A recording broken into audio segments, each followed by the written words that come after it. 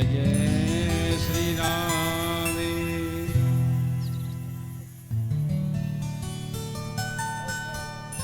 कथा में प्रवेश करने से पहले राधा रानी का स्मरण करना जरूरी है। और आज तो हमारे लड्डू गोपाल जी का अवतरण होगा, तो अपनी एनर्जी बचा के रखना शाम के लिए है। श्री राधे। त्रिकूट पर्वत के जंगलों में एक हाथी रहता। हाथी भी कैसा? बड़ा बलवान। पूरा परिवार था उसका।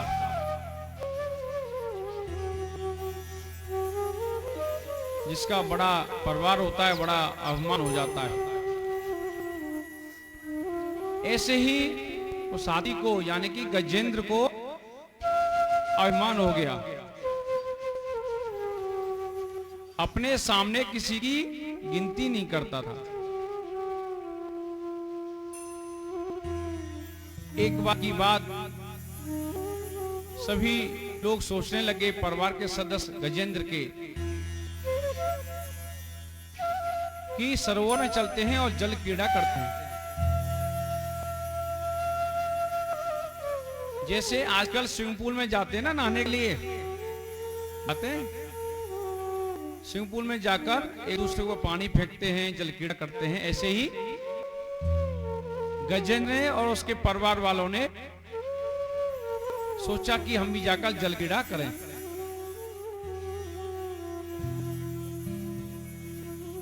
तो सरोवर में पहुंचे और जाकर जल क्रीड़ा प्रारंभ कर दिया। बड़ा आनंद ले रहा है अपने परिवार के साथ। आनंद में कभी कभी दखल हो जाता है।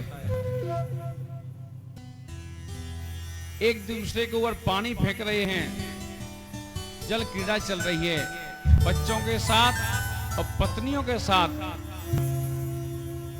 बड़े आनंद में मग्न है। उसी समय वहां पर एक ग्रहा आया। ग्रहा यानी ग्रहा मतलब एक मगरमच्छ, और हाथी के पैर को पकड़ लिया। अब हाथी बड़ा बलवान, क्या सोचता था, अरे ये मगरमच्छ मेरा क्या करेगा, ग्रहा क्या बिगाड़ेगा मेरा, मैं तो बड़ा बलवान हूं।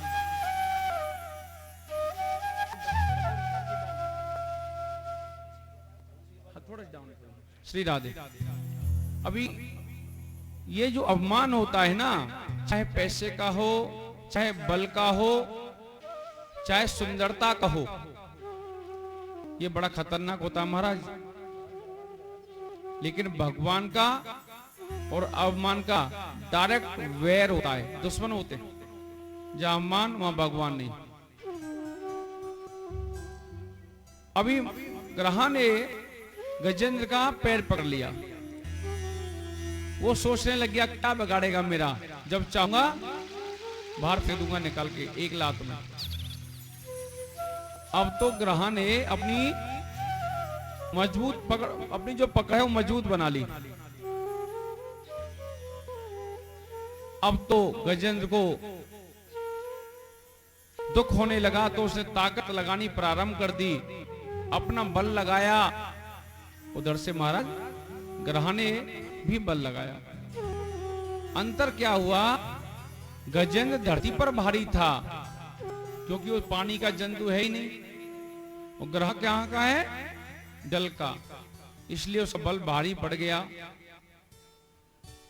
अब तो हाथी अपनी तरफ खींचे और ग्रह अपनी तरफ खींचे।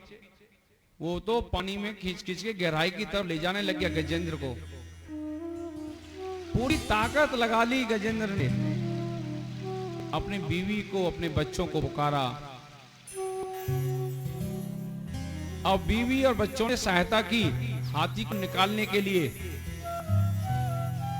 लेकिन ग्रह से छुड़ा नहीं पाई गजेंद्र को।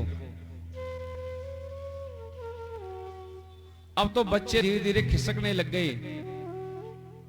अरे हम तो चलते हैं, बहुत समय हो गया, हमें तो यहाँ आप तो निकलने का नाम ही नहीं ले रहे। अब धीरे धीरे क्या हुआ,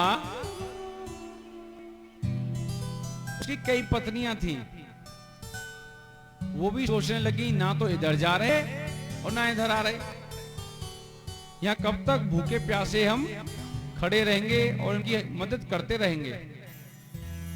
अब तो महाराज धीरे धीरे करके क्या हुआ, पत्नियां भी जाने लग गईं, बच्चे पहले चले गए, पत्नियां बाद में चली गई, कोई नहीं बचा उसकी मदद करने के लिए। जब दिन गर्दिश के आते हैं, हर शख्स बुराई देता है, हम दर्द कोई नहीं अपना दुनिया में दिखाई देता है। अब उसके बुरे दिन आ गए, सब लोग छोड़कर चले गए, बड़ा अफसोस करने लग गया कि इस परिवार के लिए मैंने क्या नहीं किया, मेरे डर की वजह से मेरे परिवार का कोई बाल मका कर सकता था, इस परिवार को मैंने लालन पालन पोषण सभी कुछ किया इस परिवार के लिए, लेकिन आज क्या हुआ, बच्चे छोड़ के चले गए, पत्नियां भी छोड़कर चली गई महाराज। तो क्या करता है, क्या बचा, कुछ नहीं बचा महाराज। ऐसे ही मनुष्य जब विपत्तियों से घिर जाता है तो किसको याद करता है, जब ठाकुर जी याद आते हैं, अरे मेरे गोविंद आजा। और जब चकाम चक पकौड़ियां चल रही हैं, चाट पकौड़ी चल रही है, गोविंद नहीं बारे कि आजा तू भी खा ले। बुरे समय में व्यक्ति हो या कोई हो, प्रभु को याद करते हैं। इसलिए कुंती ने बताया था हमने, उसने दुख ही दुख मांगा था कि दुख में सभी लोग स्मरण करते हैं।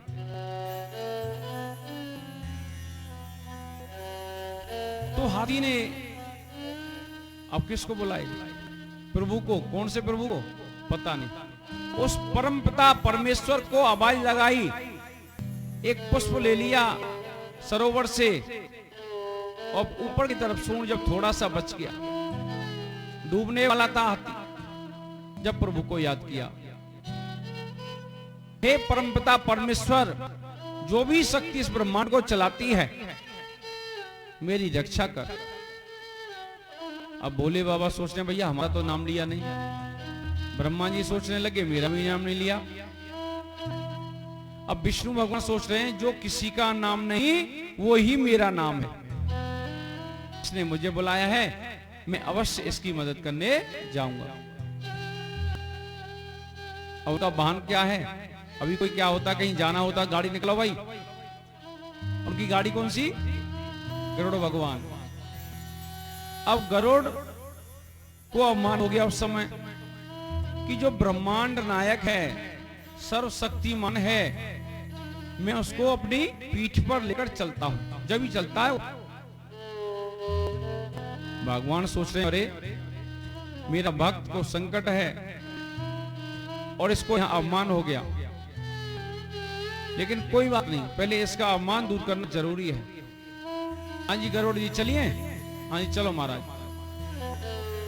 बैठो तो सही, और नहीं आज मैं अपना हाथ रखूंगा बस। अब मेरे प्रभु ने अपना हाथ रखा गरुड़ के ऊपर और गरुड़ को बोल दिया, उड़ो चलो। अब तो महाराज पंख फड़फड़ा रहा है, पंख फड़फड़ा रहा है, लेकिन चलने का नाम नहीं। गिर बक्सा खत्म।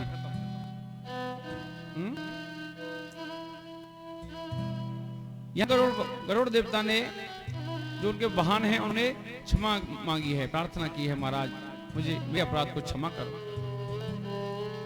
उसके बाद मेरे प्रभु हरि के रूप में वहां पहुंचे, कहां पर, या गजेंद्र सरोवर में फंसा हुआ था। अपने सुदर्शन से ग्राहक का उद्धार किया और गजेंद्र को बाहर निकाला। बोलो भक्त वत्सल भगवान की जय। और ग्राहक को मुक्ति हो गई। अवश्य प्रश्न आता है, महाराज उद्धार तो करने गए थे गजेंद्र का, और मुक्ति प्रदान कर दी उसको। किसको? ग्राह को। भगवान बोलते हैं, कुछ संत बोलते हैं कि जिसने मेरे भक्त के पैर पकड़ लिए उसका तो उद्धार में पहले कर देता हूं महाराज। ये गजेंद्र ने मेरी स्तुति की, ये मेरा भक्त है, इसके पैर पकड़ लिए तो इसका उद्धार होना जरूरी है। अब तो हाथी स्तुति करने लग गया। अब राजा परीक्षित बोले महाराज सुखदेव जी से, हाथी स्तुति कैसे कर सकता है? ये पूर्व जन्म में कौन था? सुखदेव जी बोलते हैं ये पूर्व जन्म में अगस्त ऋषि का शिष्य था और नाम था इंद्रदुम्न। एक दिन क्या हुआ, उनके गुरुजी आए, बृहस्पति गुरु अगस्त ऋषि आए और उनको देखकर खड़ा नहीं हुआ। खड़ा नहीं हुआ, गुरुजी देखते रहे, वो उनकी तरफ देखता रहा। तो गुरुजी बोले तेरा शरीर तो मोटा पहले से था, अब तेरा दिमाग भी मोटा हो गया है, तू हाथी बन जा। श्राप दे दिया महाराज। अब तो घबरा गया, महाराज मेरे अपराध को क्षमा करो। तो ऋषिवर बोले कि तुम्हारा उद्धार करने के लिए ठाकुर जी स्वयं आएंगे। अच्छा, ये तो हो गई गजेंद्र की बात। तो ये कौन था? ग्रहा। ग्रहा मतलब मगरमच्छ कौन था पिछले जन्म में? ये हुहू नाम का गंधर्व था। ये क्या करता था? जहां ऋषि मुनि नहाते थे सरोवर में, ये पानी के अंदर जाता था। कुछ लोग जाते ना गोताखोर, पानी के अंदर जाकर ऋषियों के पैर को पकड़ता था और ऋषियों को डर लगता था। ऋषि बोलते थे हमारे साथ मजाक मत किया कर, हमें डर लगता है, लेकिन नहीं मानता था। तो एक दिन ऋषियों ने गुस्सा किया, क्रोध आ गया ऋषियों को और श्राप दे दिया, ये पैर पकड़ने का ज्यादा शौक है, पानी के अंदर जाकर जा तू ग्रहा बन जा, मगरमच्छ बन जा। अब तो महाराज डर गया, डर की वजह से चरणों में गिर गया महाराज। तो ऋषियों ने कहा कोई बात नहीं, तुम्हारा भी उद्धार करने के लिए मेरे प्रभु स्वयं आएंगे। आज ऋषियों के श्राप को पूरा करने के लिए मेरे प्रभु स्वयं आए। बोलो भक्तवत्सल भगवान की जय हो। जिसके जीवन में कोई कितनी भी बड़ी विपत्ति हो, इस बात को लिख लेना, मैं नहीं बोल रहा हूं, श्रीमद् भागवत कथा बोल रही है। जिसके जीवन में कोई भी विपत्ति हो, वो जन्म मोक्ष का पाठ करे अपने घर में, सारी विपत्तियां गोविंदाय नमो नमः खत्म हो जाएंगी। श्रीमद् भागवत कथा कह रही है और ये हकीकत बात है। गजेंद्र मोक्ष का अध्ययन करे, पाठ करे सुबह। अभी आगे कथा प्रारंभ करेंगे समुद्र मंथन की।